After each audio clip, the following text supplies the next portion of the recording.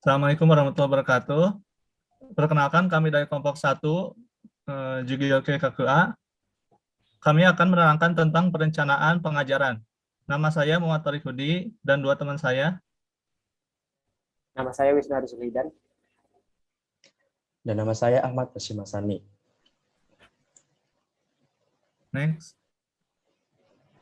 Poin pembahasan yang akan kami jelaskan diantaranya adalah definisi, masalah, langkah menyusun, macam-macam, karakteristik, dimensi, dan manfaat permasalahan pembelajaran.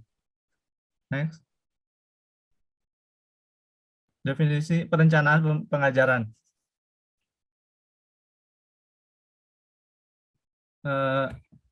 Dalam silabus web ID, terdapat penjelasan tentang definisi perencanaan pengajaran yang telah kami rangkum sebagai berikut. Perencanaan pembelajaran merupakan acuan yang digunakan oleh guru dari penjabaran dan tuntutan kurikulum dengan mempertimbangkan dan manfaat situasi, kondisi, serta potensi sekolah sesuai dengan kondisi nyata yang sedang dihadapi. Sederhananya, perencanaan pembelajaran adalah alat yang digunakan untuk mengambil tindakan yang rasional sesuai tujuan pembelajaran. Tindakan ini akan ditentukan apabila sudah mempertimbangkan berbagai hal, contohnya tingkah laku, situasi, kondisi, serta potensi sekolah. Jika diibaratkan kendaraan bernama kereta api, maka perencanaan pembelajaran adalah relnya, sehingga secara tidak langsung adanya perencanaan pembelajaran ini merupakan harapan guru agar dapat memberi bimbingan, bantuan, dan arahan kepada peserta didik untuk mendapatkan pengalaman belajar. Next. Setelah memperhatikan berbagai situasi, kondisi, solusi, potensi, serta kurikulum yang telah ada, maka dapat terjadi proses pengambilan keputusan. Hal tersebut membuat tersusunnya berbagai dokumen, sehingga dapat dijadikan sebagai acuan dan pedoman yang akan berdampak secara langsung terhadap proses pembelajaran. Next.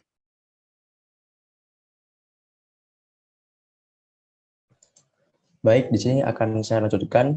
Jadi yang sebenarnya itu ada masalah pokok dalam perencanaan pengajaran. Next. Jadi dalam menyusun suatu perencanaan pembelajaran, terdapat beberapa permasalahan pokok yang harus diperhatikan dan dicarikan solusi pemecahannya. Yaitu yang pertama ada masalah arah atau tujuan, ada masalah evaluasi, ada masalah isi dan urutan materi pelajaran, ada masalah metode, dan masalah hambatan-hambatan. Jadi, keefektifan perencanaan sekolah agar menghasilkan program-program yang bisa dibilang sukses atau baik bagi sekolahnya dan sistem sekolah tersebut, diperlukan perencanaan yang efektif. Jadi, perencanaan efektif itu bisa jadi melibatkan kepala sekolah, guru, dan juga tentunya siswa-siswa dengan tujuan untuk mencapai program-program yang telah direncanakan. Jadi intinya perencanaan itu adalah rangkaian proses kegiatan untuk menyiapkan keputusan mengenai apa yang diharapkan. Next.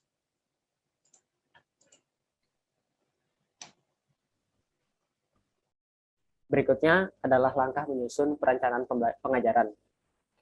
Berdasarkan komponen-komponen dalam sistem pembelajaran, selanjutnya kita dapat menentukan langkah-langkah dalam penyusunan perencanaan pembelajaran, yaitu sebagai berikut. Yang pertama adalah merumuskan tujuan khusus. Rumusan tujuan khusus pembelajaran mencakup 3 aspek penting yang diistilahkan oleh Bloom, yaitu domain kognitif, afektif, dan psikomotorik. Yang kedua adalah pengalaman belajar. Belajar itu bukan hanya sekedar mencatat dan menghafal, akan tetapi proses berpengalaman. Oleh sebab itu, siswa harus didorong secara aktif melakukan kegiatan tertentu. Ada kalanya, proses pembelajaran juga dilakukan dengan simulasi atau dramatisasi. Yang ketiga adalah kegiatan belajar mengajar. menentukan kegiatan belajar mengajar yang sesuai. Pada dasarnya, kita dapat merancang melalui pembelajaran secara berkelompok dan pembelajaran secara individual. Pembelajaran melalui kelompok dan individual, hal ini sangat tergantung pada tujuan khusus yang ingin dicapai. Yang keempat, orang-orang yang terlibat. Orang-orang yang akan terlibat dalam proses pembelajaran, khususnya yang berperan sebagai sumber belajar, meliputi instruktur atau guru dan juga tenaga profesional.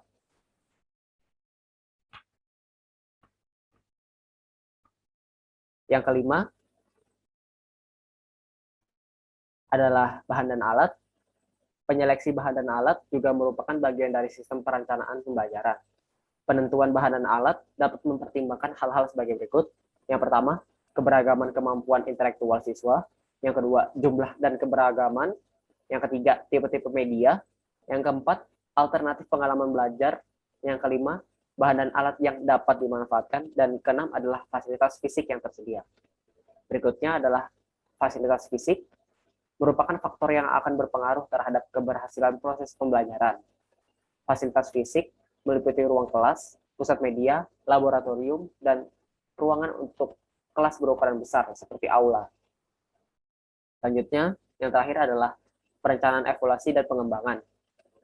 Prosedur evaluasi merupakan faktor penting dalam sebuah sistem perencanaan pembelajaran. Melalui evaluasi, kita dapat melihat keberhasilan siswa mencapai tujuan pembelajaran. Evaluasi terhadap hasil belajar siswa akan memberikan informasi tentang, pertama, kelemahan dalam perencanaan pembelajaran. Kedua, kekeliruan mendiagnosis siswa. Yang ketiga, kelengkapan tujuan. Yang keempat, kelemahan-kelemahan instrumen.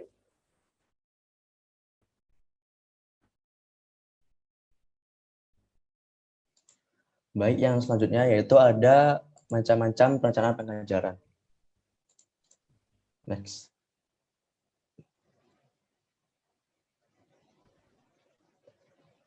Jadi macam-macam perencanaan pengajaran ada 3. Yang pertama, perencanaan berdasarkan besaran.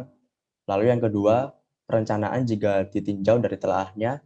Lalu yang ketiga, perencanaan jika ditinjau dari jangka waktu. Next. Mulai yang pertama, perencanaan berdasarkan besaran. Yang pertama ada perencanaan makro, yakni perencanaan yang mempunyai telah nasional, yang menetapkan kebijakan-kebijakan yang akan ditempuh, tujuan yang ingin dicapai, dan cara-cara yang dipakai dalam mencapai tujuan tersebut. Seperti contohnya pada mata pelajaran bahasa Arab yang sudah terencana dan diatur dalam peraturan Kemenak. Lalu yang kedua ada perencanaan meso. Jadi perencanaan meso yakni kebijakan yang ditetapkan dalam perencanaan makro. Lalu dari perencanaan makro tersebut dijabarkan lebih rinci ke dalam program-program dalam dimensi yang lebih kecil. Contohnya yaitu perencanaan ini lebih operasional, disesuaikan dengan keadaan daerah setempat, departemen atau unit lainnya. Contohnya seperti pengadaan MGMP di setiap daerah. Yang ketiga ada perencanaan mikro. Perencanaan mikro dapat diartikan yakni sebagai perencanaan tingkat institusional dan merupakan jabaran lebih spesifik dari perencanaan tingkat meso. Jadi dalam tahap ini karakteristik lembaga diperhatikan, namun tetap tidak boleh bertentangan dengan apa yang ditetapkan oleh perencanaan makro maupun perencanaan meso. Seperti contohnya pada pembuatan rencana pelaksanaan pembelajaran atau RPP oleh guru untuk digunakan dalam pengajaran di kelas. Baik, selanjutnya yaitu ada perencanaan ditinjau dari telahnya. Yang pertama yaitu perencanaan strategis, yakni perencanaan yang berkaitan dengan penetapan tujuan, pengalokasian sumber-sumber dalam mencapai tujuan, dan kebijakan yang dipakai sebagai pedoman. Misalnya pembuatan rencana pelaksanaan pembelajaran atau RPP di sekolah oleh guru, didasarkan pada kurikulum apa yang hendak digunakan dan sesuai dengan karakteristik peserta didik. Yang kedua, perencanaan manajerial, yakni perencanaan yang ditujukan untuk mengarahkan proses pelaksanaan agar tujuan dapat dicapai secara efisien dan efektif. Misalnya, adanya silabus untuk pedoman dalam proses pengajaran. Yang ketiga, yaitu ada perencanaan operasional, yakni memusatkan perhatian pada apa yang akan dikerjakan pada tingkat pelaksanaan di lapangan dari rencana manajerial. Misalnya, implementasi dari silabus yang akan digunakan. Next.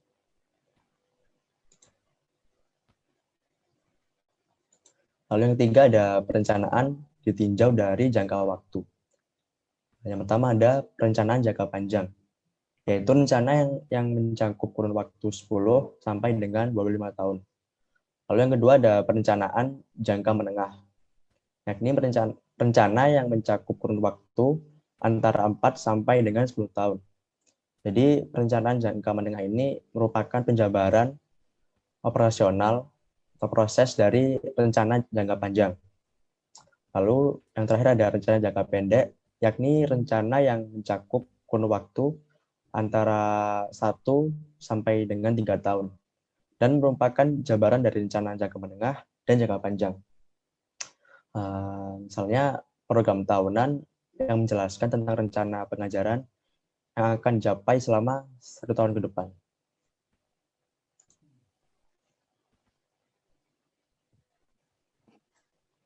Baik, selanjutnya adalah karakteristik perencanaan pengajaran. Next.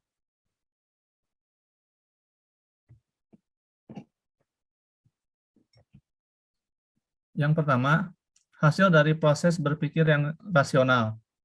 Maksudnya adalah disusun dengan memperhatikan berbagai aspek yang berkaitan dengan tujuan sosial dan konsep-konsepnya, seperti contohnya sumber daya, agar dapat memenuhi keberhasilan dalam proses pembelajaran.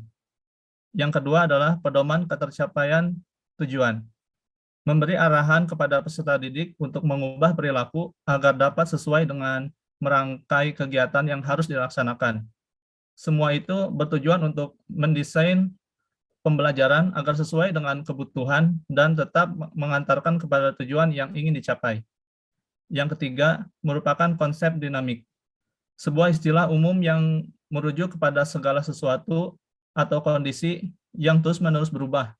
Dengan kata lain, perencanaan pengajaran dapat dan perlu dimodifikasi jika data-data yang diterima cenderung mengarah kepada hal tersebut. Yang keempat, prosedur pengarahan, yaitu terdiri dari beragam aktivitas perencanaan sehingga dapat dikategorikan sebagai prosedur pengarahan. Yang kelima, pemilihan sumber dana. Hal ini bertujuan untuk menghindari kesalahan manajemen yang dapat berakibat pada duplikasi, pemborosan, dan salah penggunaan pada sumber dana.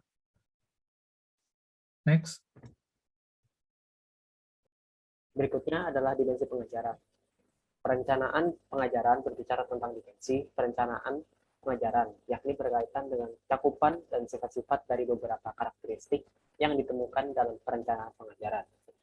Pertimbangan terhadap dimensi-dimensi itu, menurut Haryanto, 1997, 5 memungkinkan diadakannya perencanaan komprehensif yang menalar dan efisien, yakni yang pertama, signifikansi.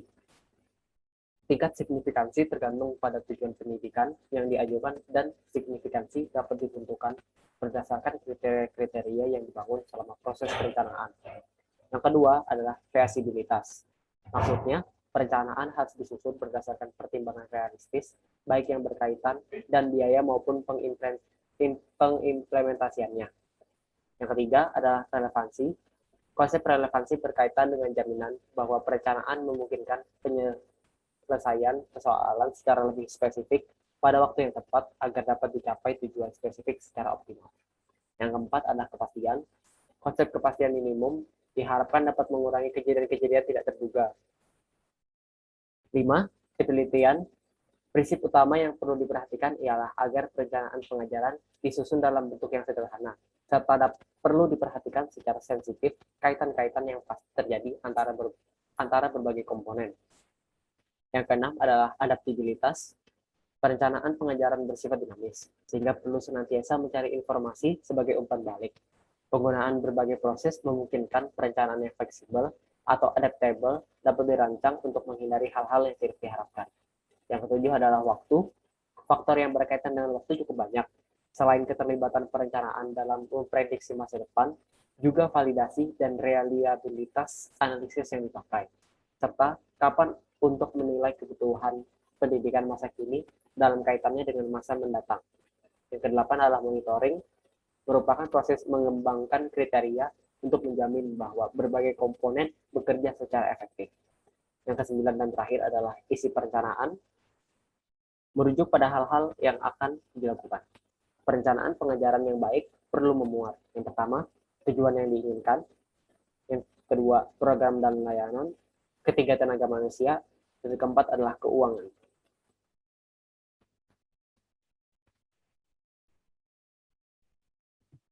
Baik, selanjutnya adalah manfaat.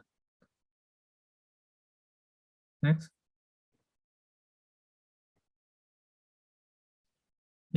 Yang pertama adalah sebagai petunjuk arah untuk membantu suatu kegiatan dalam mencapai tujuan. Yang kedua, sebagai pola dasar, khususnya pada tugas dan wewenang bagi setiap unsur kegiatan yang terlibat di dalamnya. Yang ketiga, meminimalisir ketidakpastian. Artinya, akan meminimalisir kegagalan atau keberhasilan yang bersifat untung-untungan, atau sederhananya sesuatu yang masih bayang-bayang. Hal tersebut tentunya dilakukan dengan adanya perencanaan yang matang dan akurat sehingga mampu memprediksi dan mengantisipasi seberapa besar peluang yang akan dicapai. Lalu yang keempat, sebagai pemecah masalah. Guru yang melakukan perencanaan yang baik akan dapat memprediksi kesulitan apa yang akan dihadapi oleh siswa dalam mempelajari materi pelajaran tertentu.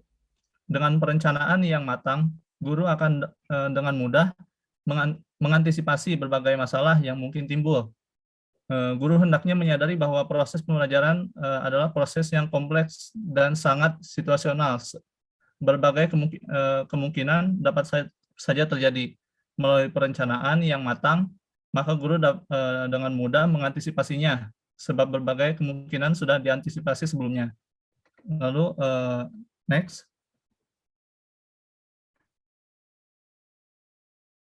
Yang kelima, dapat berlangsung secara sistematis.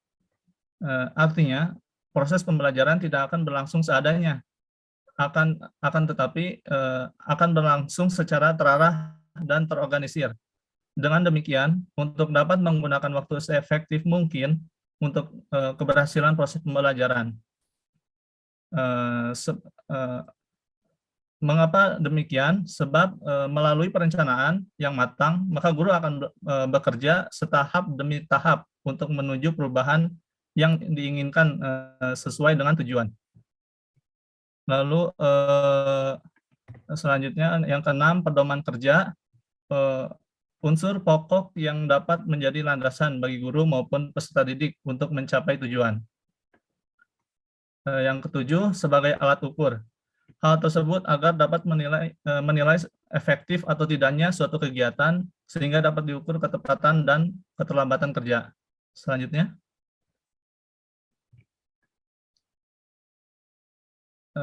Sebagai bahan penyusun data. Setiap data akan disusun untuk menyesuaikan keadaan sehingga setiap proses akan tetap dalam keseimbangan kerja. Lalu sebagai penghemat, yaitu menghemat waktu, tenaga, alat-alat, hingga biaya sehingga sesuai dengan keadaan yang diharapkan serta tidak berlebihan. Next. Baik, sekian dari kami. Mohon maaf atas kesalahan kata-kata. Apabila ada pertanyaan, silahkan beri komentar. Wassalamualaikum warahmatullahi wabarakatuh.